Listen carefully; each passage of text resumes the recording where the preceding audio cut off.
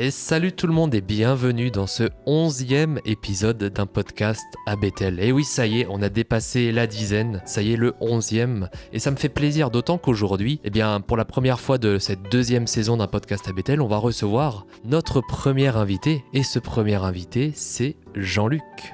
Bonjour à tous. Je serai accompagné dans cette émission par celle qui est là de manière très très régulière, mais que ça fait toujours autant de plaisir qu'elle soit là, c'est Mélissa. Salut. J'espère en tout cas que tout le monde va bien. Toi l'auditeur, toi l'auditrice qui écoute ce podcast. En tout cas, nous on est content de te revoir, on est content de pouvoir réaccueillir des invités, de repartir comme à la première saison avec des épisodes d'1 heure où on va débattre, on va discuter, on va échanger. Et je propose qu'on passe tout de suite à la première partie, c'est les actus. Eh bien, nous arrivons donc dans la première partie de cette émission, c'est bien évidemment la partie des actualités.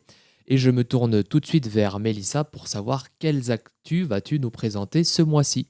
Moi, je vais vous parler d'une actualité du coup pour 2024 qui aura lieu pendant les Jeux Olympiques et Paralympiques à Paris. L'Alliance française lance une levée de fonds de 200 000 € pour financer et distribuer 130 000 Nouveaux Testaments lors de cet événement. Cette édition spéciale contiendra une vingtaine de témoignages de sportifs qui ont une histoire commune avec les Jeux. Parmi eux, Joël Abati, champion français de handball, ou encore Allyson Félix, sprinteuse américaine. Leur défi, c'est d'imprimer 100 000 exemplaires de Nouveaux Testaments en français et 30 000 en anglais. La distribution sera gratuite et assurée par les équipes des associations et églises qui seront présentes sur le terrain pour répandre ainsi ce message d'espérance. Tu nous as parlé d'une levée de fonds. Jusqu'à quand elle est valable, cette levée de fonds ? Jusqu'en décembre 2023. Ok, donc jusqu'à la fin d'année, jusqu'en décembre 2023. Je pense que de toute façon, on peut aller sur le site internet de l'Alliance biblique française pour avoir plus d'informations. Tout à fait. Et quant à moi, je vais vous parler d'une actualité musicale pour pas changer. Vous savez que j'aime bien vous présenter parfois des petits albums, des petits EP comme ça qui sortent. Et justement, ce mois-ci, j'aimerais vous parler du nouvel EP de l'École Pierre qui est sorti là tout récemment le 20 octobre dernier. Alors c'est un petit album, comme dit, de 6 titres. Et l'École Pierre, pour vous les présenter, c'est une école, comme leur nom l'indique, qui est basée près de Lyon. Tous les ans, ils ont des nouvelles promotions d'élèves qui arrivent, etc. Et c'est une école vraiment dédiée à tout ce qui est formation, justement pour l'édification, la louange, le leadership. Ils se veulent comme des créateurs pour l'Église de Dieu. Et il se trouve, comme dit, que l'une de ces promotions vient tout juste, comme je vous le disais, de sortir un EP qui s'appelle Mappé, et qui est disponible partout. Alors vous pouvez le retrouver sur Spotify, sur Deezer, Apple Music, etc. Franchement, je vous le dis, c'est un super petit EP parce que c'est très très très doux, je trouve, comme style. Il y a un petit peu des vibes jazzy, un petit peu après des vibes un peu de ambiante, etc. Donc vraiment, c'est un EP si vous voulez être au calme, si vous voulez un peu méditer, etc. Je vous le conseille vivement parce que ça fait vraiment du bien. Et moi, le titre que j'ai préféré là-dedans, c'était le titre Ta présence, mais je vous laisse vous faire votre propre avis. Je suis présente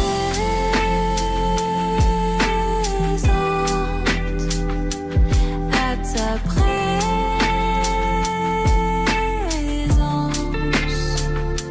Je suis prête.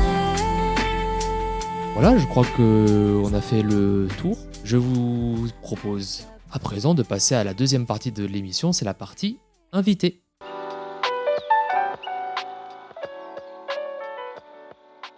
Nous arrivons maintenant dans la deuxième partie de cette émission, c'est la partie bien évidemment invité. Et comme je le disais en introduction, on reçoit aujourd'hui Jean-Luc. Jean-Luc, merci déjà d'avoir accepté de venir. J'ai envie de dire que aujourd'hui, on va te rendre la monnaie de ta pièce.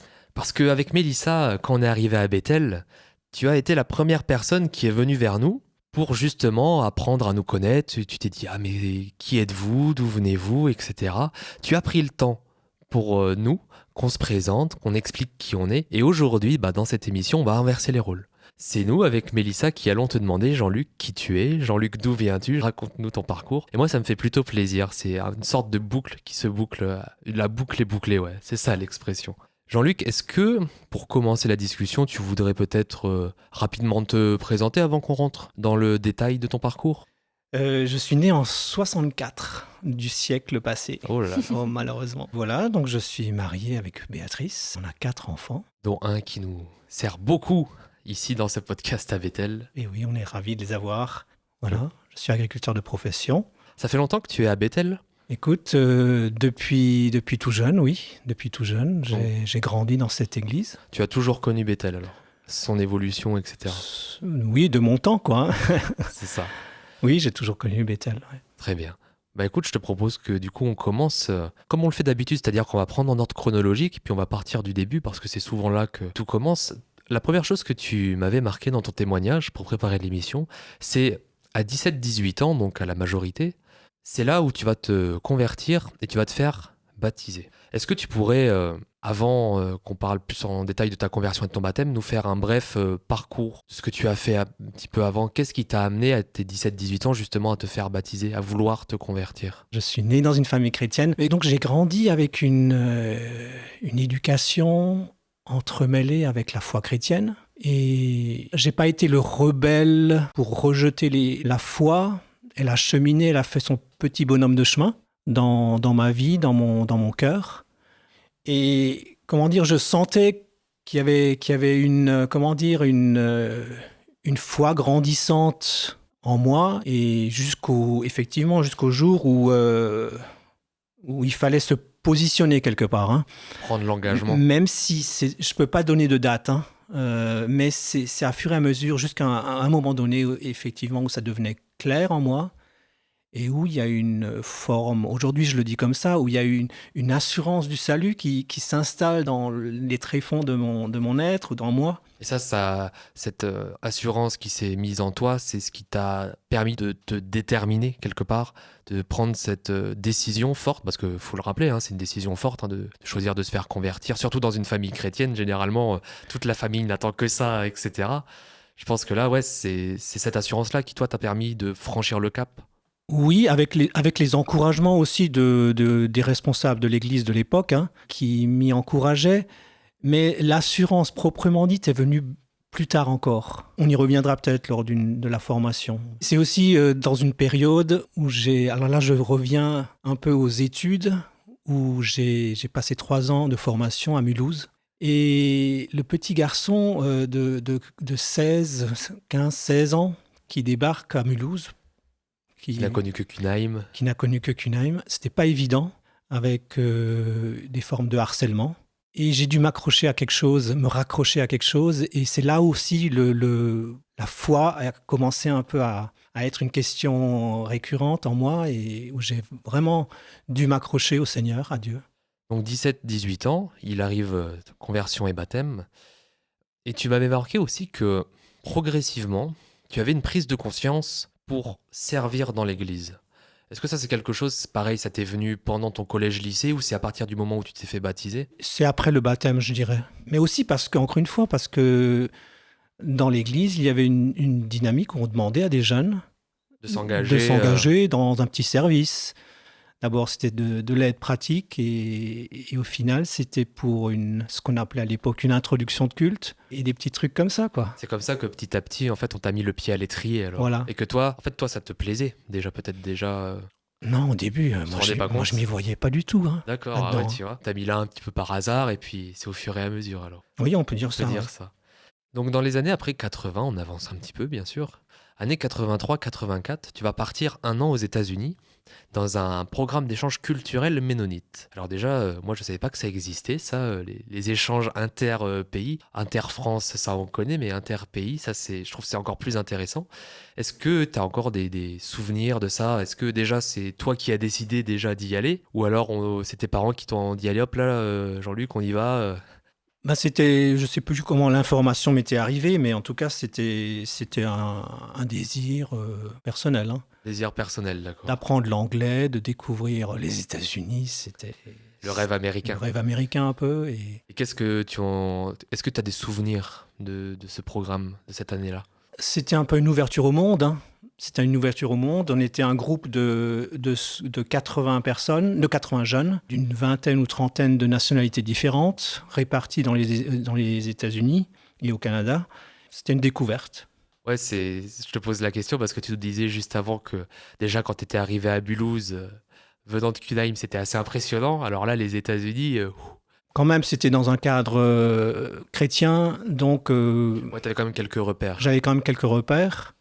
Mais c'est vrai que la langue était un défi. Et justement, ça c'est intéressant parce que on avait déjà abordé le sujet dans des épisodes précédents, mais quand tu arrives dans un pays voilà, étranger, que tu parles pas beaucoup la langue, enfin, en tout cas que tu la maîtrises pas trop, comment ça se passe par exemple pour les cultes ou les choses comme ça? Est-ce que toi tu as eu des cultes en anglais où tu comprenais rien ou c'est venu petit à petit Au début, c'était difficile, hein. C'était le premier jour où je suis arrivé aux États-Unis, je me suis rendu compte que personne parlait français. En France, on peut quand même trouver pas mal de personnes qui parlent des langues étrangères, mais là-bas, il y avait que l'anglais, quoi, hein. Et là, je me suis rendu compte je me suis dit, mais qu'est-ce que j'ai fait, quoi. Donc, j'étais dans une famille, j'ai logé dans une famille et je travaillais. Les premiers 6 mois, j'ai travaillé dans un garage de poids lourds comme assistant mécanicien, que je n'avais pas encore fait comme formation. Et c'était marrant, c'était intéressant. Et j'avais mon petit dictionnaire dans la poche. Et quand je ne comprenais pas ce que me demandait le mécanicien, de lui me donner comme clé, j'ouvrais mon dictionnaire, je regardais, donc c'était marrant. Et le deuxième semestre, c'était dans une ferme. C'était dans une ferme dans le Midwest américain. Donc en fait, le projet, c'était de donner un coup de main, finalement. Oui, là, c'était ça. C'était un programme très intéressant parce qu'on ne payait pas son propre voyage.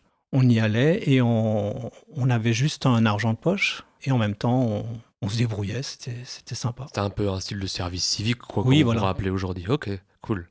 Donc tu passes cette année aux USA, donc qui a l'air... voilà, t'as appris des choses apparemment, ça a l'air de t'avoir plu quand même. Dans ces années-là, tu continues ton parcours, donc ce que tu nous disais précédemment, et arrive 86-87, où tu vas passer là 2 ans, donc comme on vient de le dire, en service civil, comme objecteur de conscience, dans un foyer d'étudiants étrangers à Paris, c'est ça? Oui. Alors là, moi, j'ai beaucoup de questions, parce que forcément, déjà, objecteur de conscience, est-ce que tu pourrais nous définir ce que c'est quoi le rôle d'un objecteur de conscience? Déjà, à l'époque, il fallait faire le service militaire. Il était obligatoire. Mais là aussi, rentre en ligne de compte mon année aux USA. Dans un contexte ménonite, avec une théologie appelée anabaptiste, surtout aux États-Unis, où elle est un peu plus développée qu'ici. Donc, j'ai commencé à me poser des questions sur est-ce que je vais faire le service militaire ou pas. Parce qu'on rappelle que dans la théologie anabaptiste, c'est la non-violence. Voilà. C'est très important, ça prend une place très importante.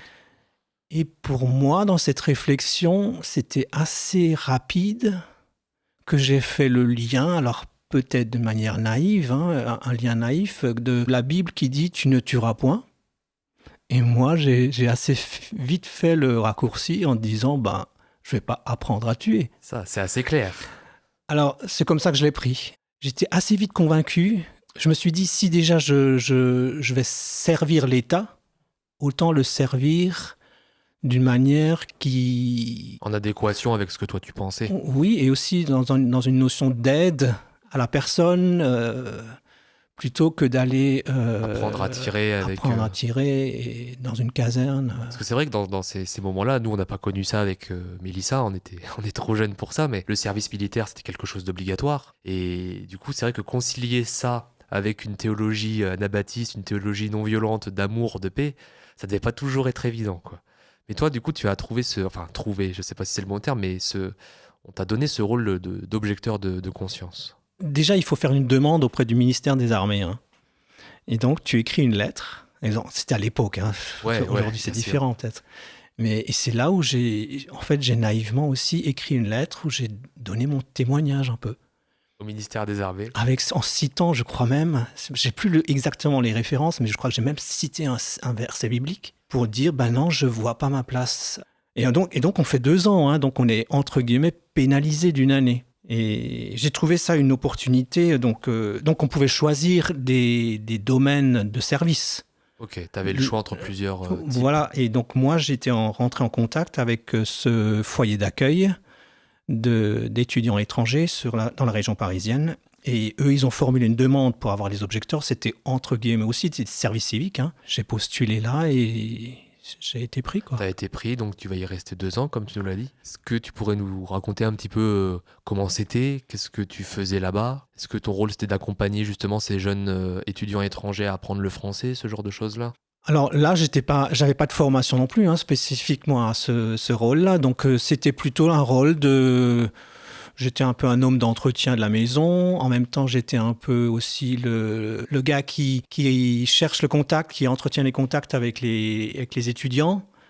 Et c'est là aussi où j'ai découvert l'Afrique, à Paris. Parce que tu as été en contact justement avec des étudiants africains. Beaucoup d'Africains, ouais. Et ça, c'était génial. C'était une expérience vraiment... C'était encore une fois une deuxième ouverture au monde pour moi. Ouais, c'est ça, mais en France cette fois. Mais en France, à Paris. Sans prendre l'avion. En découvrant les problématiques de logement, de toutes les difficultés que traversent ces jeunes qui arrivent, voilà, qui se retrouvent souvent justement sans aide, ouais. sans repère, parce qu'en plus la culture est différente. Donc toi, tu as eu ce rôle de lien, alors, c'est ça? Oui, plus ou moins, ouais. Par rapport à ton cheminement de foi, comment tu le placerais en parallèle à ça? Est-ce que toi, ça t'a permis de grandir encore dans ta foi, dans ce que tu croyais déjà? Ou ça t'a permis aussi de découvrir d'autres choses? Pour moi, c'était un peu une manière de mettre en action quelque chose que j'avais adhéré intellectuellement ou théoriquement. Parce que ce foyer aussi, il faut dire que ce foyer d'accueil avait aussi parallèlement une petite église.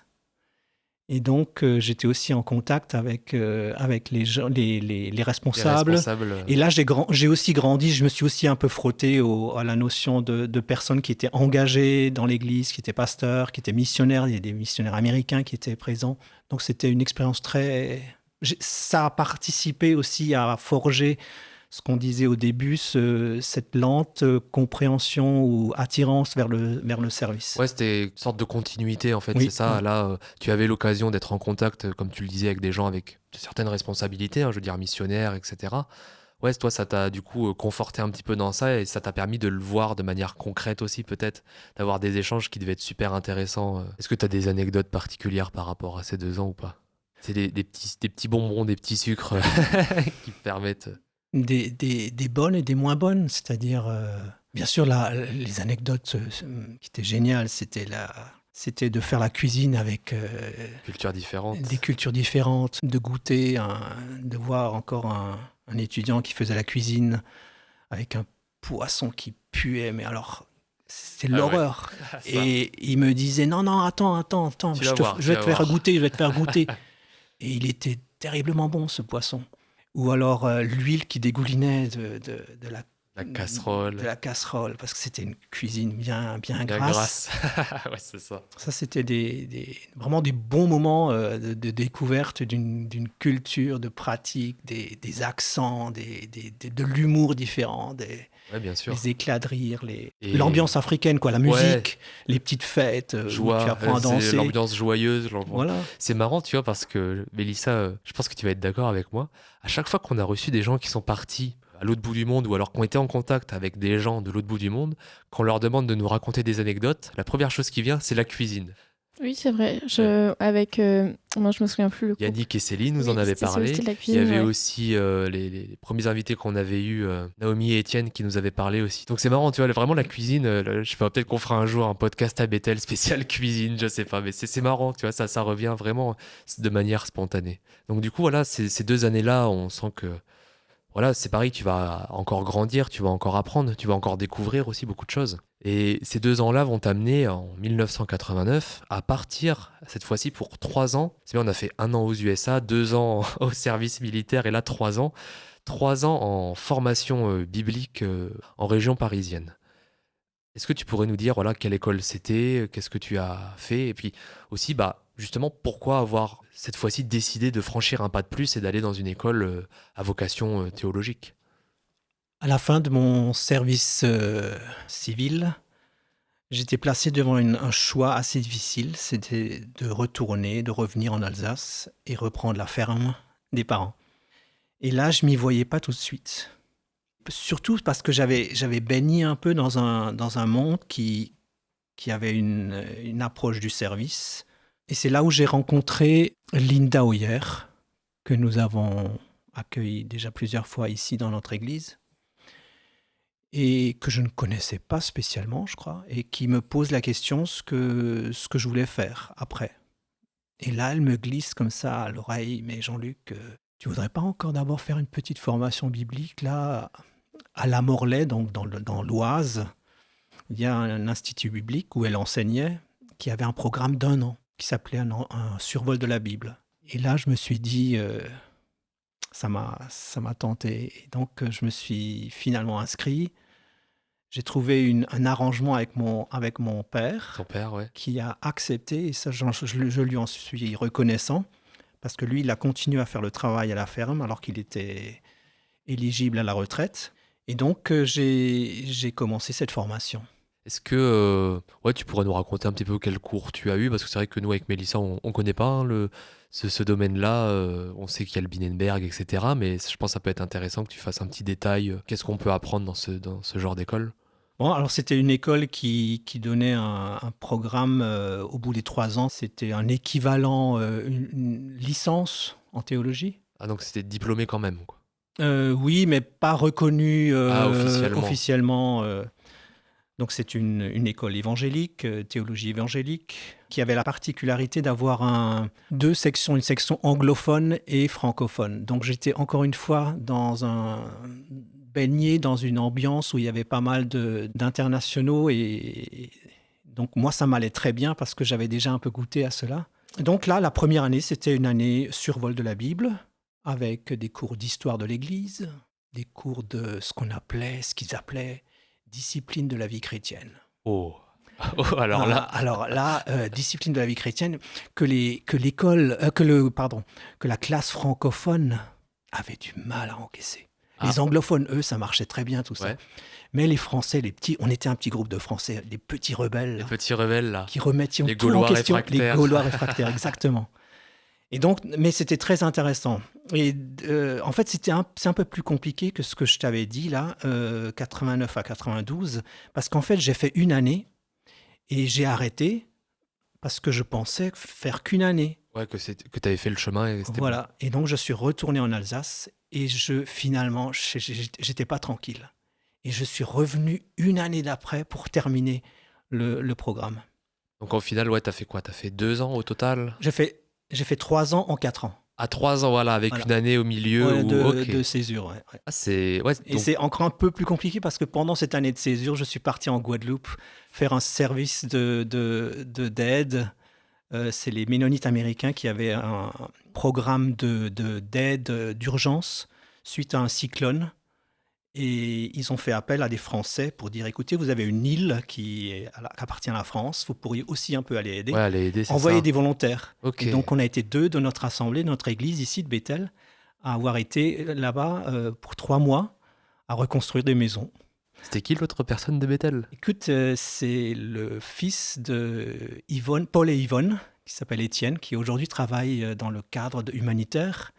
Et ça m'étonnerait pas que c'est à ce moment-là qu'il a commencé à s'intéresser à l'humanitaire. Tu vois, comme quoi les voyages, ça forme. Hein. Non, on sent que franchement, la dimension de service, c'est quelque chose qui te tient à cœur en tout cas. Donc du coup, tu retournes à cette école à La Morlaix pour les 2 années. Tu finis ton cursus. Oui, donc un cursus qui en fait, après la 2e et 3e année, c'est plus de la doctrine, la doctrine du salut, la christologie, l'histoire de l'Église un peu plus approfondie, l'apprentissage de la prédication. Toujours avec entre guillemets la théologie anabaptiste derrière. Non, alors là c'était une école évangélique. De manière générale, avec certains profs qui avaient une théologie anabaptiste, oui. Qui enseignaient. C'était c'était intéressant cette école, c'est qu'elle avait des profs de différentes dénominations. Voilà, et donc ça apportait un peu une complémentarité intéressante. Ouais, enrichissant, je pense. Ouais. Enrichissant, ok. Est-ce que ce parcours-là dans cette école-là, donc du coup que tu as voulu, hein, je veux dire, on rappelle que c'est toi qui as fait la démarche de repartir pendant ces 2 années à cette école. Est-ce que ça a confirmé un petit peu ce que tu avais reçu étant plus jeune, cet appel, comme tu le disais, à servir, à vouloir grandir dans l'Église, à prendre des responsabilités, je ne sais pas si c'est le bon terme. C'est-à-dire que c'est pas quelque chose dont je rêvais, parce que je le voyais tellement impossible. Au niveau scolaire, moi je suis plutôt de la catégorie des échecs scolaires. Donc, moi, je ne m'y voyais pas, prédication, des trucs comme ça. Ouais, des trucs très théoriques en plus. Je n'étais pas un intello, j'étais pas... Et donc, plutôt l'impression que Dieu m'a cherché. Et j'avançais petit pas par petit pas, marche après marche. Les choses se sont dessinées à fur et à mesure. Je dirais plutôt comme ça.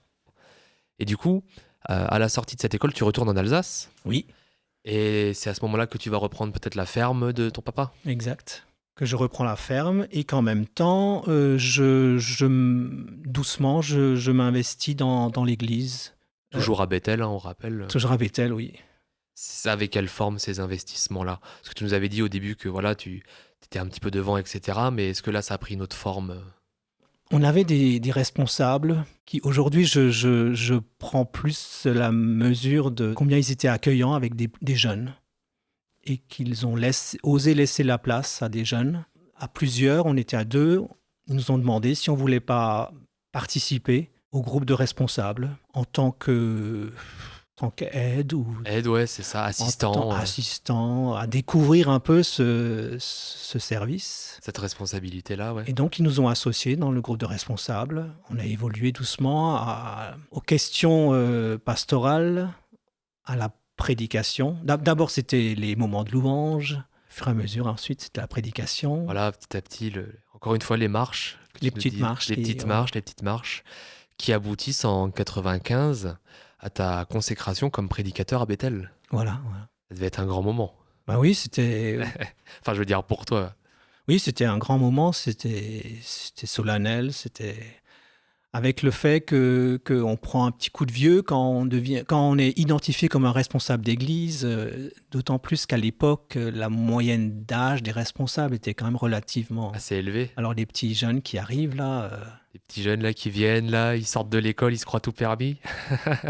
Ouais, 95, c'est vrai que au final, tu vois, depuis le début de ton parcours, donc c'est à peu près à tes 17-18 ans, donc ta conversion et ton baptême, il y a quand même du chemin qui avait été effectué jusque-là. Est-ce que c'était un peu un sentiment d'accomplissement par rapport à tout ça? Ou au contraire, juste un début de quelque chose? c'était plutôt un début, mais effectivement avec quelque chose avec un sentiment où moi qui avais plutôt un peu une image négative, un peu une image d'échec, surtout au niveau des études. Hein. Là, j'avais un peu un sentiment d'accomplissement ou de tiens, Jean-Luc, J'ai réussi. il y a quelque chose qui se trame, Voilà. qui... Est-ce que, moi c'est une petite question que ça j'aime bien poser, est-ce que tu te souviens de ta première prédication? Que ce soit le thème, bon, l'état d'esprit, je pense que tu étais stressé, certainement, mais ouais, je vois que tu acquiesces. Non, effectivement, et il n'y a pas très longtemps, je ne sais plus le thème, hein, mais je l'ai relu, hein, mais aujourd'hui, je redirais plus la même chose. Hein. Ah ouais, c'est vrai. Je me dis, mais avec quelles oreilles les gens ils ont entendu cela et comment est-ce qu'ils l'ont pris Comment j'ai pu dire des choses pareilles? Ouais. Ah, ok. Mais bon, après, c'était une époque, c'était un jeune qui le disait, c'était différent, hein, je veux dire. C'est comme quand tu te lances dans un service de manière générale, voilà, tu vas avec un peu de la fougue, etc. Voilà. Et puis quand tu reviens avec du recul, t'es en mode, bon, ok, il y a quand même du chemin qui a été parcouru jusque-là, Voilà. quoi. D'autant que, donc, 3 ans plus tard, donc en 1998, la meilleure année, voilà, je dis ça, voilà, Manuel acquiesce. C'est là où tu vas cette fois-ci te faire consacrer comme ancien. Donc 15 ans après cette première année aux USA, là tu deviens vraiment de manière concrète ancien dans l'église. On va te confier des responsabilités, etc. Pareil, un peu comme la consécration de prédication, comment est-ce que tu l'as pris? Est-ce que c'était encore une fois un sentiment d'accomplissement? Est-ce que là encore tu te dis, ah là aussi j'ai encore pu réussir alors que c'était pas gagné d'avance? Donc plutôt un peu une certaine forme de, pas de peur, mais quand tu es né dans l'église ou que tu as grandi dans l'église, de devenir ensuite un des responsables, c'est pas toujours évident.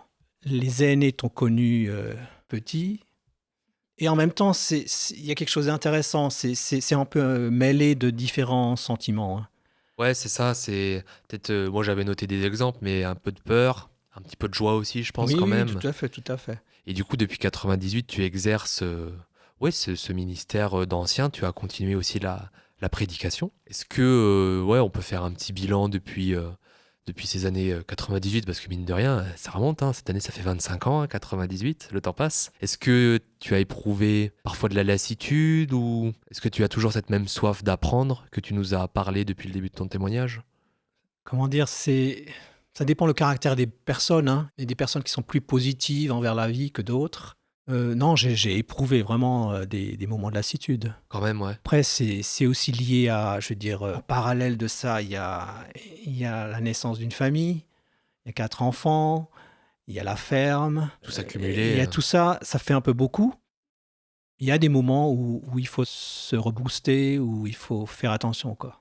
Faire attention, ouais, se prendre peut-être aussi parfois des temps de repos. Comment on appelle ça d'ailleurs? Il n'y a pas des moments où il se retire là? Des années sabbatiques. Ouais, les années Ouais. sabbatiques par exemple. Mais, Voilà. mais justement, on veut y travailler dans le futur règlement intérieur, à intégrer la possibilité. Alors, c'est déjà possible, mais c'est pas statué, à encourager un ancien à prendre périodiquement une année sabbatique, un congé sabbatique.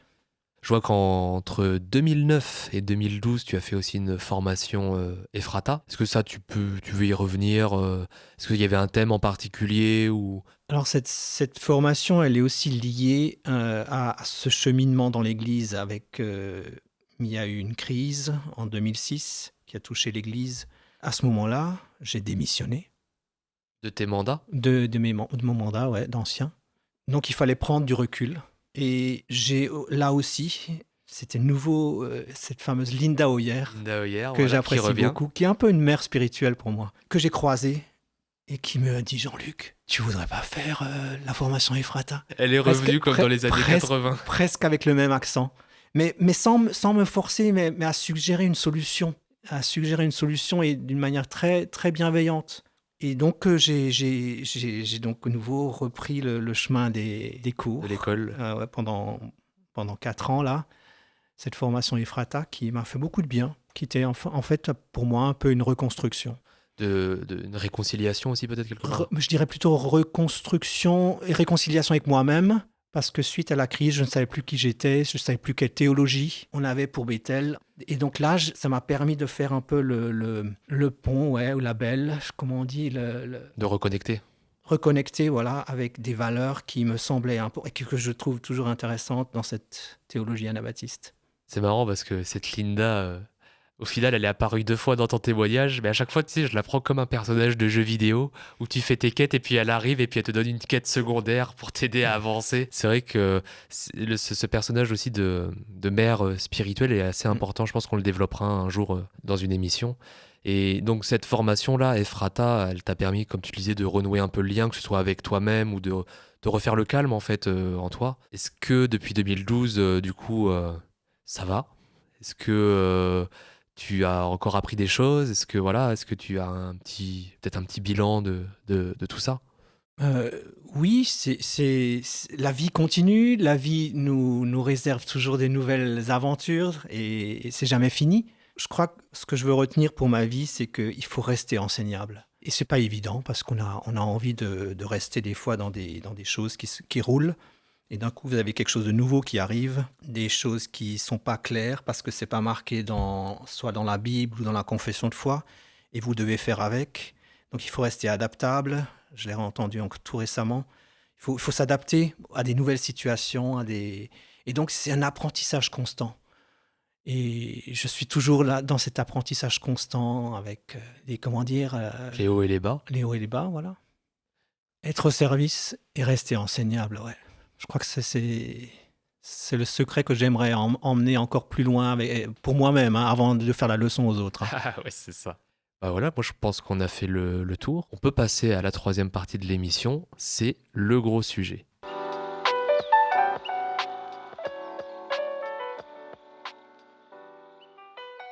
Nous arrivons donc dans la 3e partie de cette émission, 3e et dernière partie, c'est bien évidemment le gros sujet. Et aujourd'hui, eh bien, un gros sujet, j'ai envie de dire de circonstances, forcément, parce que Jean-Luc, dans ton témoignage, tu nous as parlé de service, tu nous as parlé de responsabilité. Et aujourd'hui, avec toi, du coup, on voulait s'arrêter justement sur les responsabilités dans l'Église. On va pas se mentir, c'est un vaste sujet, il y a beaucoup de choses à dire, à débattre. Et j'aimerais juste introduire ce gros sujet avec un verset très très simple. C'est un verset qu'on retrouve dans 1 Timothée 3, donc c'est le verset 1, qui dit « Cette parole est certaine, si quelqu'un aspire à la charge de responsable, c'est une belle tâche qu'il désire. » Alors, les responsabilités, comment on les définit ? Parce que ça peut être vaste. On peut être responsable du ménage, responsable de louange, responsable de prédication.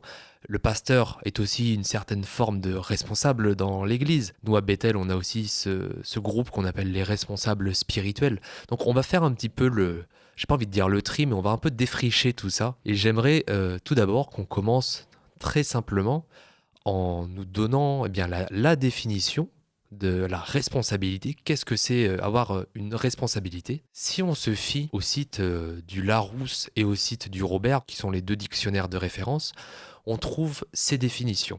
Donc, responsabilité, obligation ou nécessité morale de répondre, de se porter garant de ses actions ou de celles des autres. En deuxième définition, on a fonction, position qui donne des pouvoirs de décision, mais qui implique que l'on en rende compte. Et enfin, la dernière, responsabilité, c'est le fait d'être responsable, nécessité morale de remplir un devoir, un engagement, accepter d'en être tenu pour responsable. J'ai envie de dire, c'est un vaste programme, on va pouvoir y aller tranquillement. Ce qui est intéressant déjà autour de cette table, c'est qu'on a tous eu, à un moment donné, où on continue d'avoir encore actuellement des responsabilités. Donc Jean-Luc, toi, tu es responsable spirituel ici à Bethel, tu es aussi dans la prédication. Moi, pour ma part, je conduis la louange. Alors c'est pareil, on peut appeler ça responsable de louange, conducteur de louange, présidence. En tout cas, voilà, il y a cette notion un peu de responsabilité. Et toi, Mélissa, par le passé, tu as été aussi responsable auprès de l'école du dimanche, c'est ça? Alors, j'étais pas responsable, mais j'ai enseigné à l'école du dimanche. J'aimerais qu'on commence tout d'abord par comprendre qu'est-ce que c'est que les responsabilités. Et pour comprendre ce que c'est, j'aimerais qu'on parte d'une première notion, c'est la notion de don. Si on prend la Bible, et qu'on va voir par exemple 1 Pierre 4, versets 10-11. Comme de bons intendants des diverses grâces de Dieu, mettez chacun au service des autres le don que vous avez reçu. Si quelqu'un parle, qu'il annonce les paroles révélées de Dieu. Si quelqu'un accomplit un service, qu'il le fasse avec la force que Dieu communique, afin qu'en tout, Dieu reçoive la gloire qui lui est due à travers Jésus-Christ. Qu'est-ce que vous pensez de cette notion de don? Est-ce que pour vous, on peut dissocier les deux ou est-ce que la notion de responsabilité et la notion de don sont liées? Moi, j'aurais tendance à dire que la responsabilité et le don sont liés à un appel qui est, en amont. Qui vient à la base en fait, c'est ça? Il y a un appel, ouais. D'abord Dieu l'appel, appelle. après il donne les dons et après la responsabilité. C'est plus ça le cheminement? J'ai l'impression que J'aurais dit les dons, ouais, d'abord, tu as un don, une prédisposition, et du coup, tu es appelé, je pense, à servir en fonction de cela. Je sais pas. Ah, ça se discute, ça se discute. Quand moi je le dis peut-être plus par rapport à mon expérience. Hein. Oui, bien sûr, on se base. Je sens un appel, je sais pas encore comment et quoi, et fur et à mesure, Dieu nous emmène sur un chemin, Nos équipes. nous équipe. Alors il y a des dons naturels, il y a les dons... Qu'est-ce que tu appellerais par exemple les dons naturels? Toi, par exemple, je trouve que tu as un don naturel, tu as une voix qui passe très bien pour Merci, ce que tu es Seigneur. en train de faire là, exactement. Donc là, je pense que c'est un don naturel. Et ce don naturel, on peut le mettre au service de Dieu. Et donc ça, c'est un premier... C'est une première étape. tu Première penses? étape. Après, il charge à chacun de découvrir peut-être ses dons Ouais. et de les exercer, j'ai envie de dire. Et parmi, par exemple, si on revient à la Bible dans Romains 12, versets 6 à 8, donc il va énumérer plusieurs dons, un petit peu comme le faisait 1 Pierre 4. Et parmi ces dons et ces utilités, il en donne un qui va nous intéresser forcément, c'est que celui qui dirige le fasse avec soin. Alors dans d'autres versions de la Bible, c'est celui qui préside. Donc on a l'impression que dans la Bible, on a quand même cette notion-là où, dans les assemblées, en tout cas dans la vie de manière générale, il faut qu'il y ait des personnes qui dirigent, qui président. Est-ce que ça, c'est quelque chose qui est établi de longue date ou... Oui, je pense, depuis ce qu'on appelle la période apostolique des apôtres, hein, on retrouve la notion de direction. Après, il faut la définir. Qu'est-ce que ça veut dire diriger? Qu'est-ce que ça veut dire diriger? Ça, c'est une bonne question. Et je suis en train de voir que dans le conducteur, j'ai pas répondu à cette définition de diriger. Alors, on peut prendre 5 secondes pour aller dans... Parce qu'en plus, j'avais trouvé des belles définitions de diriger. Donc, je vais prendre 5 secondes. Mais diriger, sinon, c'est amener vers, en fait. C'est faire grandir les autres. Oui. Ouais, pour Parce que vous, comment souvent- vous le Parce que voyez? souvent, on le lie à du pouvoir, à la notion de pouvoir. Et c'est là où souvent les choses se gâtent. Hein. Alors que c'est juste, oui, ça peut juste être amené vers quelque chose, vers une vision, vers un point défini. Du coup, j'ai fait mon petit travail, voilà, j'arrive comme une fleur, j'ai trouvé la définition. Donc on en trouve plusieurs, hein, comme le mot responsabilité. Et la dernière définition que je trouve, c'est guider quelque chose ou quelqu'un dans une certaine direction. Et la quatrième définition que j'ai trouvée, j'aimerais vous apporter aussi, c'est diriger, orienter de manière à envoyer. La notion d'envoi, ça peut être intéressant aussi. Quand on dirige, quand on a des responsabilités, est-ce qu'il n'y a pas quelque part, d'une certaine manière, cette notion-là de se dire, on a des gens qui sont là, qui viennent là devant nous, il va falloir qu'on les envoie peut-être dans des directions. Je ne sais pas comment toi tu le prends, Jean-Luc, parce que c'est toi qui as le plus d'expérience par rapport à ça en tant qu'ancien dans l'Église. Mais oui, tu as raison d'envoyer dans le sens de prendre soin des membres sous la direction de Dieu. Et ça, je crois que c'est important. C'est le responsable, en général, dans la Bible, dans le Nouveau Testament, il est établi par Dieu. Premièrement, il est établi par Dieu. Donc, d'où la notion des consécrations des responsables. Il est établi par Dieu, il est validé par la suite. Voilà, il est validé par la suite. l'Assemblée. Donc là, on est dans le processus plus. Ouais, dans le processus, mais c'est intéressant aussi. Là, je reprends des notes que j'avais notées lors d'un dernier cours qu'on avait sur tout récemment à Strasbourg. Là, les responsables sont souvent identifiés comme des serviteurs chez Paul, l'apôtre Paul, dans 1 Corinthiens 3. C'est un diacre, le mot diakonos. Donc c'est comme ça qu'est identifié le responsable. Mais il est aussi identifié comme un esclave de Dieu dans Romains 1, verset 11. Il est un doulos.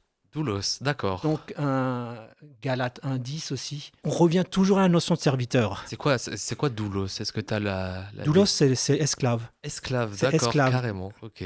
Mais tout ça, c'est dans le sens de représenter Dieu et son œuvre, et ça à l'image de Christ, hein, qui a été le serviteur par excellence. Donc il est notre exemple. Il est notre exemple. Quand on prend la définition, par exemple, dans Acte 20, verset 28, c'est quoi un responsable? Acte nous dit « Prenez donc garde à vous-même et à tout le troupeau sur lequel le Saint-Esprit vous a établi évêque pour paître l'Église du Seigneur qu'il s'est acquise par son propre sang. » On a une notion, encore une fois, là, de guide. Et est-ce que cette notion de guide ne renvoie pas à quelqu'un en qui on peut avoir confiance? Quelqu'un intègre, je pense que c'est le bon terme. Jean-Luc, tu nous parlais de Jésus. Est-ce que dans Jésus, on peut retrouver quand même cette notion-là de confiance et d'intégrité? Le Nouveau Testament nous dit que Jésus, c'est lui le chef de l'Église. Donc, humainement, le responsable n'est pas un chef, proprement dit, surtout dans la compréhension anabaptiste de l'Église. Il n'y a pas un homme à la tête qui dirige de tout. Qui dirige le tout. C'est Christ qui est la tête de l'Église. Ensuite, le responsable, il a reçu délégation de représenter le Christ dans l'Église. Et là, effectivement, il y a ce discernement, c'est être à l'écoute de Dieu, c'est voir les besoins. Mais là, j'ai presque un peu, pas honte, mais on parle en théorie, hein. Oui, bien sûr. Parce que concrètement, voir le dimanche ou dans la semaine les besoins dans l'Église, c'est un sacré boulot. D'où l'importance d'être à plusieurs dans l'Église, à avoir des dons différents, qui sont sensibles à différentes choses.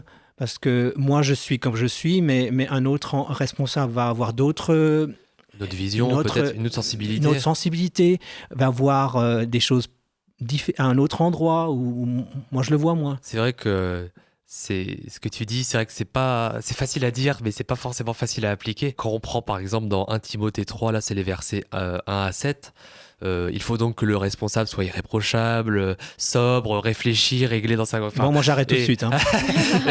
Voilà, je veux dire, c'est des choses où ça nous a été dit par dans cette lettre à 1 Timothée. Mais voilà, après, bien sûr, on est conscience dans tout ce qu'on va dire, etc.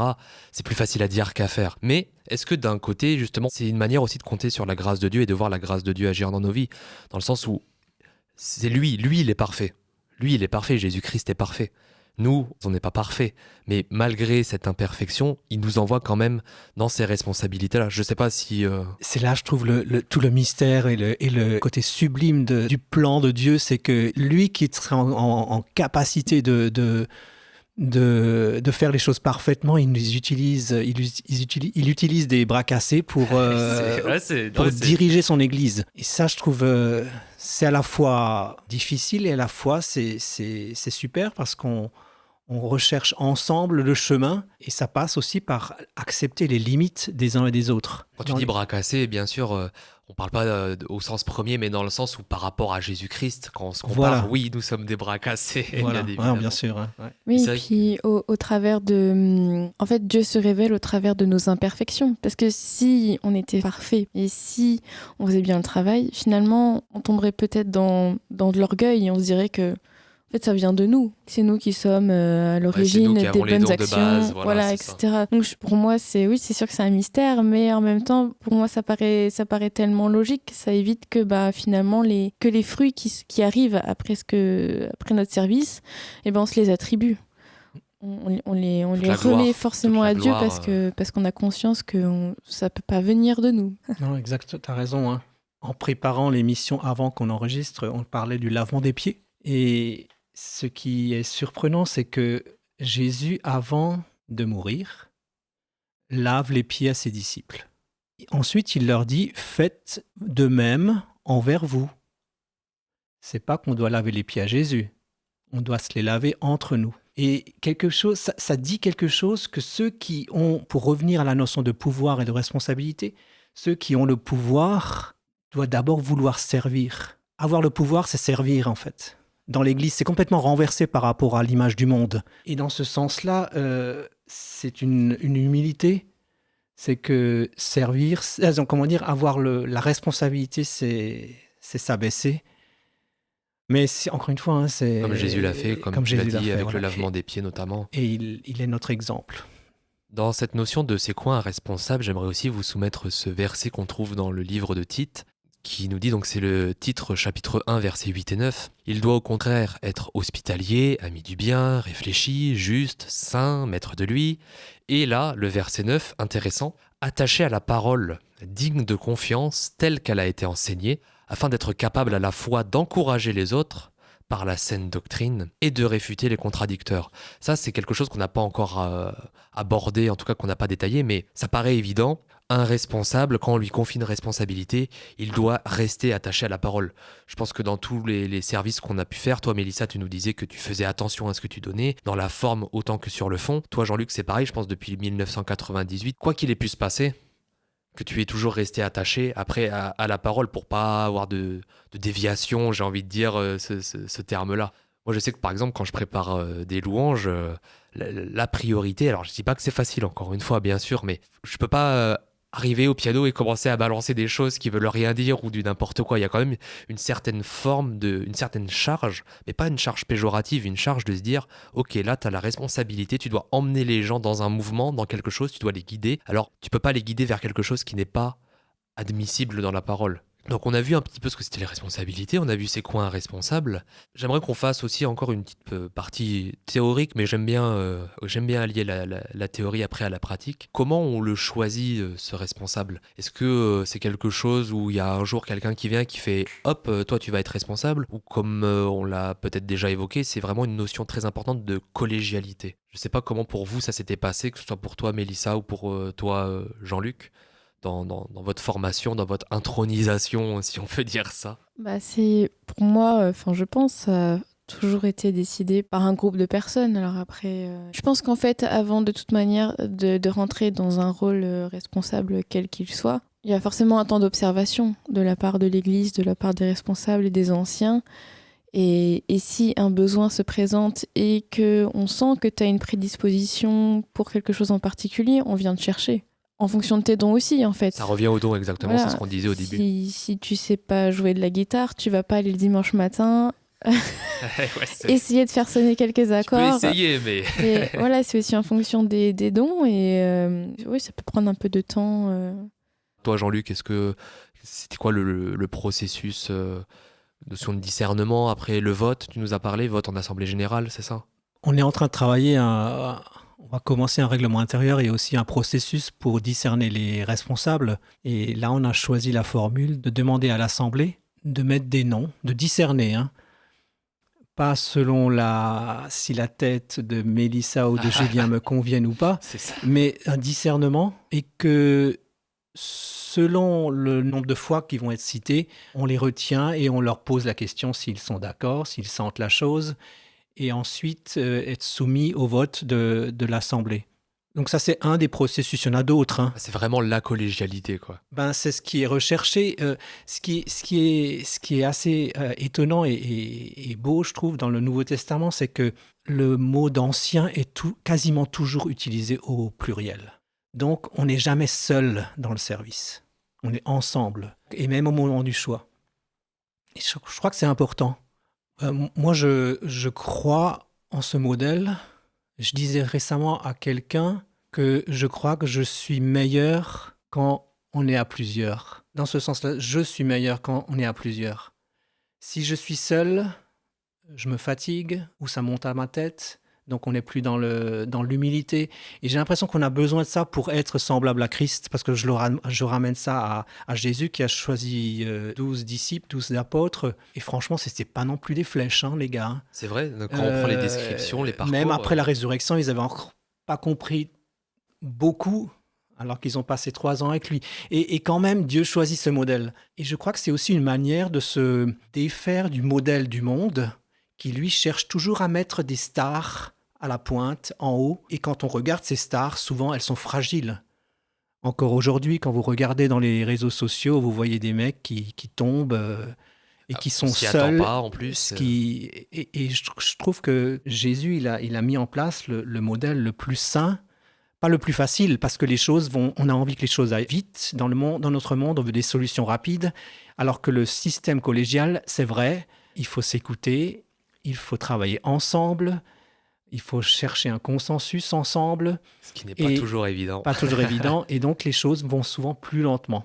Mais au moins, elles sont mûrement réfléchies. La décision qui en découle peut être que meilleure, finalement, parce que c'est pas les décisions prises à la hâte qui sont forcément les plus bénéfiques. Ouais. Alors, comme dit, bien sûr, nous, dans ce gros sujet et dans le podcast à Bethel, on parle de notre fonctionnement à Bethel. Il existe certainement dans d'autres églises, dans d'autres dénominations, d'autres moyens de fonctionnement. Mais en tout cas, ici, dans notre église, c'est le moyen de fonctionnement qu'on a choisi, qu'on a déterminé et qui, pour l'instant, fonctionne plutôt. Donc, c'est pour cela que c'est sur celui-ci qu'on insiste et en tout cas que c'est celui-là qu'on vous a présenté. Servir en tant que responsable, parce que voilà, maintenant, on sait ce que c'est une responsabilité, on sait voilà ce que c'est un responsable, on a été choisi comme responsable, bienvenue, félicitations à vous.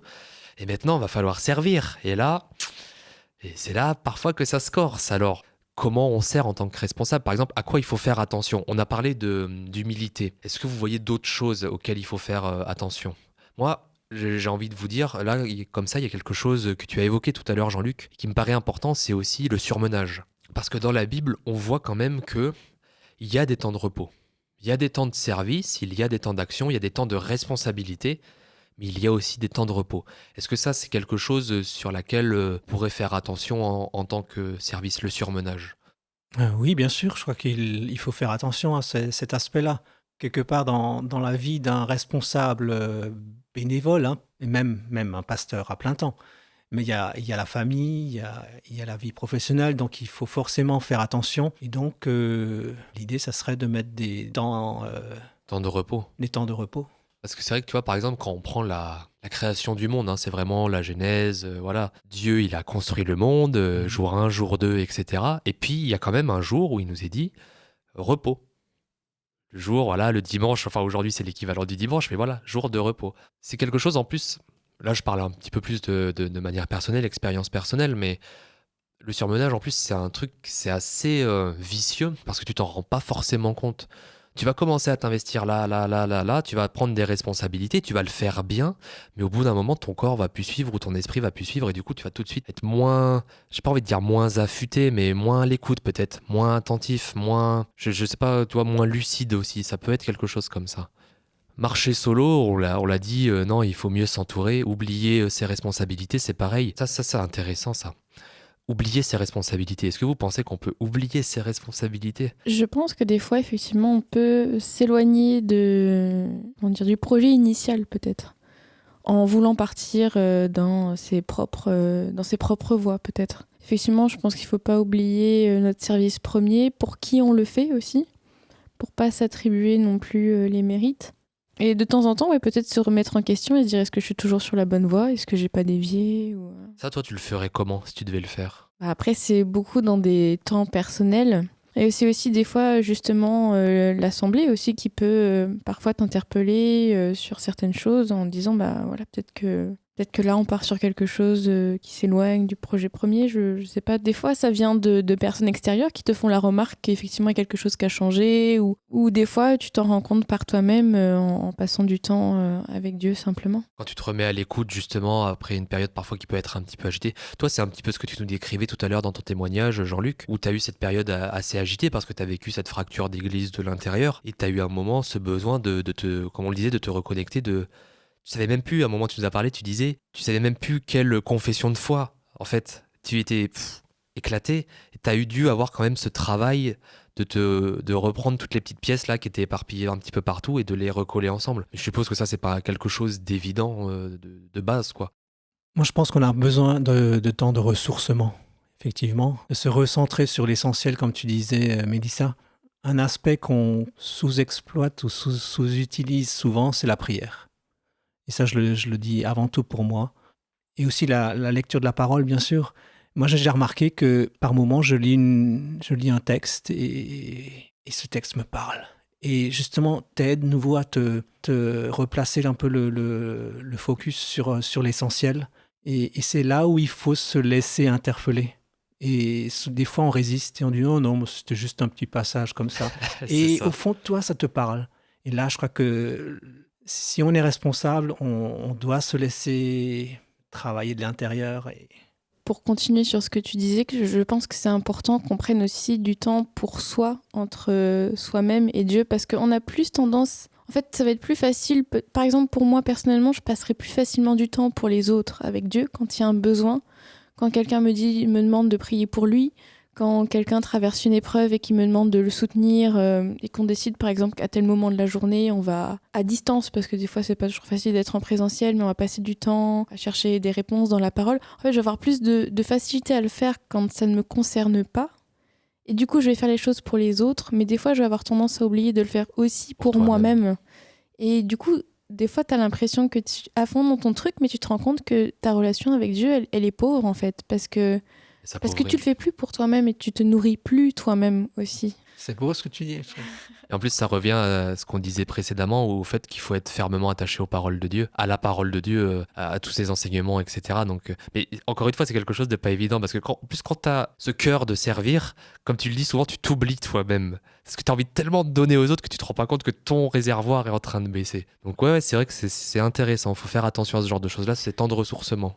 Après, moi, je rajouterais un autre, presque un peu l'inverse, mais ce qui est vrai, hein, ce que tu dis, hein, tout à fait, hein, je valide. Hein. Mais quand tu prends de l'âge, ce qui est malheureusement un peu mon cas, c'est qu'il y a la notion de fatigue et où il y a des fois des temps d'aigreur, où tu vois des situations qui ne bougent pas, tu es déçu par rapport à toi-même parce que tu es toujours encore dans ce problème. Et tu te décourages. Et là, c'est pas toujours évident non plus de se recentrer, de réentendre cet appel, de ressentir. Et moi, je reconnais en ce moment, je dois un peu me booster pour, comment dire, encore avoir là. Mais c'est aussi là où le ensemble est important, où il faut des jeunes qui s'engagent. Parce que les jeunes, ils ont la niaque. Les vieux, ils ont peut-être l'expérience, mais ils sont un peu fatigués. Et le ensemble des générations différentes, c'est là où, en ce moment, on prie aussi les responsables pour qu'il y ait des jeunes qui s'engagent dans l'Église, pour que ça ne devienne pas une histoire un peu de descente lente. La pyramide d'âge, hein, c'est quelque chose de très bête, mais forcément, ça joue. Tu nous parlais un peu de ces moments-là où toi, tu faisais aussi face en ce moment-là actuel. Est-ce que tu mets des choses en place, par exemple, parfois pour te redonner cet élan ? Oui, j'essaye de mettre des choses en place. En même temps, après, je me rends compte aussi qu'il y a la notion de persévérance qui rentre en ligne de compte. Important aussi. T'es devant un petit problème, ou un problème, à un moment donné, tu dois à nouveau lâcher, renoncer à vouloir le contrôler, le maîtriser et dire Seigneur, c'est ton Église. Voilà, c'est ton Église, c'est tes fils, tes filles. Moi, je veux être fidèle, mais c'est ton Église. J'aimerais qu'on termine sur une note positive parce que voilà, c'est vrai que là, on a évoqué des temps de ressourcement, etc. Mais le service, la responsabilité, c'est quand même quelque chose qui nous apporte nous-mêmes, j'ai envie de dire. Parce que c'est vrai qu'on donne beaucoup, mais nous-mêmes. Je pense que toi, Mélissa, comme moi, comme toi, Jean-Luc, depuis le temps qu'on nous a confié des responsabilités, donc quelles qu'elles soient, hein, que ce soit le podcast, la louange, la prédication ou autre, ça nous a quand même apporté des choses. Je sais pas, qu'est-ce que ça vous a apporté, vous, par exemple? Alors, moi, là où je suis toujours à nouveau encouragé, c'est dans la préparation des messages. Bon, il y a différentes phases dans la préparation d'un message. Il y a la phase où tu sais plus, tu doutes de ce que tu vas dire et tu dis ah non, j'arrive pas à le mettre en forme et tout ça. Mais là où vraiment je sens que je suis nourri, c'est quand je découvre des pépites dans la parole. Et là, ça m'encourage à chaque coup. Ça te le fait peut-être pas tout le temps, mais je Non, veux pas dire, tout le temps, mais quand c'est quelque même. chose qui t'apporte quand même, toi, de Ouais, manière ouais, personnelle. ouais. Toi, Mélissa, est-ce qu'il y a des choses auxquelles tu penses, par exemple, quand tu faisais justement l'école du dimanche, ou même parfois quand tu es à la louange en tant que chanteuse, hein, parce que c'est aussi une responsabilité d'être devant l'assemblée, de mener l'assemblée dans la louange au travers des chants, hein. Alors, moi, je vais plutôt parler du côté louange. Moi, ce qui m'encourage, c'est pas spécifiquement les gens qui viennent me voir à la fin pour me dire qu'ils ont apprécié la louange ou ce genre de choses-là. Ça, je remets vraiment à Dieu. Ce qui m'encourage, pardon, c'est plutôt les échanges, en fait, qui se passent pendant la louange. Quand je vois que pendant la louange, j'arrive à avoir des échanges, notamment des fois avec Jean-Luc, que ce soit par le regard, que ce soit un sourire. En fait, je sais pas, il y a comme une sorte de transmission. Et tu as l'impression que tu donnes et que tu reçois en même temps. Et je trouve que Un échange. pour moi, c'est ce qu'il y a de plus beau, en fait, de pouvoir, pendant que tu sers, tu arrives à donner et à recevoir en même temps. Moi, c'est ce qui m'encourage. Ça, malgré les années qui passent, vous arrivez quand même toujours à avoir quelque chose, enfin, à ce que vos responsabilités vous apportent quelque chose.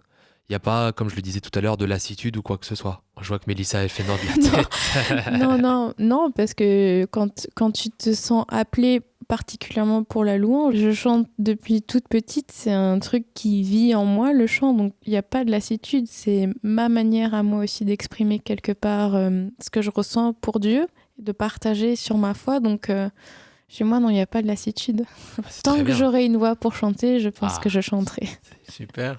Ouais, c'est ça, c'est encourageant, tu vois. Moi, si je prends un peu le côté justement podcast, comme on disait juste avant de commencer l'émission, le fait, par exemple, qu'on ait à préparer des gros sujets, qu'on reçoive des invités, tout ça, moi, ça m'apporte vraiment une certaine rigueur et ça m'oblige un petit peu quelque part à me plonger dans des sujets que je n'aurais pas forcément étudiés de base. Et ça, je trouve que c'est vraiment super. En tout cas, moi, ça m'enrichit. Mine de rien, on a creusé des sujets déjà divers et variés, mais c'est super intéressant et je remercie vraiment le Seigneur qui nous ait donné cette possibilité d'atterrir ici à Bethel avec Mélissa, qu'on ait été encouragés, qu'on nous ait donné pas la permission, mais en tout cas qu'on nous ait pas mis d'empêchement à faire ce podcast, parce que c'est vraiment quelque chose qui nous apporte beaucoup personnellement. À chaque fois, les invités repartent aussi, j'ai l'impression, contents. Et quand on voit aussi toutes les personnes qui viennent nous voir, que ça soit de Bethel ou d'ailleurs, qui nous disent « Ah ouais, le podcast, etc. », c'est super encourageant. Donc moi, si je pourrais prendre quelque chose sur ce que ça m'apporte, ouais, c'est vraiment ça, les échanges et le fait de partager avec les gens et d'avoir des débats, des sujets, des discussions, parce que c'est en discutant après qu'on apprend les uns des autres, etc. Donc c'est vrai que les responsabilités, c'est pas juste de la fatigue, c'est pas juste de la préparation très très dure, c'est aussi des moments de joie, des moments d'échange, des moments sincères aussi, des moments d'édification. Pour rebondir aussi ce que Mélissa disait, qu'elle laisse à Dieu la réaction des gens après une louange, je suis tout à fait aussi d'accord. Et en même temps, j'ai envie de dire, et là j'aimerais un peu lancer un appel aux gens qui sont dans les églises, à Bethel ou ailleurs. Quelqu'un qui sert dans l'église d'une manière ou d'une autre, répond à un appel, à donner de son temps, à prier. N'hésitez pas à les remercier. Ça les encourage quand même. Ça les Exactement. encourage quand même. Et je trouve que ceux qui servent dans les églises en ont besoin d'encouragement. Je vois combien toi, tu viens de dire, Julien, combien ça te booste aussi, ça t'aide. Exactement. Je crois qu'un responsable a aussi besoin d'être encouragé. En tout cas, voilà, moi je pense qu'on a fait le tour du sujet. Je ne sais pas si vous vouliez rajouter quelque chose, Jean-Luc et Mélissa, sur ça. On peut juste résumer en disant que les responsabilités, c'est une vie à partir du moment où on s'engage, c'est une vie de service. J'ai envie de dire même à partir du moment où on se fait baptiser, parce que c'est déjà un engagement. c'est se dédier à une vie de service et de sacrifice avec ses joies et avec aussi ses moments plus difficiles, mais ô combien Dieu nous le rend au centuple, quoi. On a tous traversé, je pense, des moments plus difficiles que d'autres, mais ce que Dieu nous apporte à côté, c'est tellement plus grand que je pense que ça vaut le coup, en fait. Juste ça vaut le coup. Ça vaut Il le faut coup. pas avoir peur. Voilà, très bien. Bravo. Bravo, c'est une bonne conclusion. Là, j'avoue qu'elle nous a donné vraiment la conclusion qu'il fallait. Et bah, du coup, je vous propose qu'on passe tout de suite à la conclusion. Nous arrivons donc à la fin de ce 11e épisode d'un podcast à Bethel. Merci Jean-Luc d'avoir accepté d'avoir ce rôle d'invité qui n'est pas forcément le plus évident, on le sait, mais en tout cas on a appris beaucoup de choses, que ce soit sur ton parcours, et ça c'était vraiment bien d'avoir aussi ton expérience en tant que responsable ici spirituel à Bethel. J'espère que toi ça t'a quand même plu un petit peu. C'était super, c'était une nouvelle expérience. Et voilà, tu vois, c'est différent de la prédication, mais voilà. Mélissa, merci toujours de ton service. Manuel, merci encore une fois pour ton temps aussi que tu donnes. J'ai envie de faire un petit focus sur Manuel parce que voilà, depuis 11 épisodes, il est quand même là, il nous fait du son et merci beaucoup Manuel. Voilà, j'aimerais vraiment vous remercier aussi, vous les auditeurs, les auditrices, qui nous encouragez au final à continuer ce service, à continuer ce podcast. Merci beaucoup. Je vous rappelle qu'on a une adresse mail si jamais il y a des gens qui voudraient nous contacter, nous envoyer des remarques, des questions ou des suggestions aussi de gros sujets. L'adresse mail, alors c'est facile, c'est upab68@gmail.com. Il ne me reste plus qu'à vous souhaiter un bon mois. On se retrouve le mois prochain avec une nouvelle invitée ou un nouvel invité, ça on ne sait pas encore, des nouveaux gros sujets, des nouveaux échanges, et on vous dit à bientôt. Salut! Salut.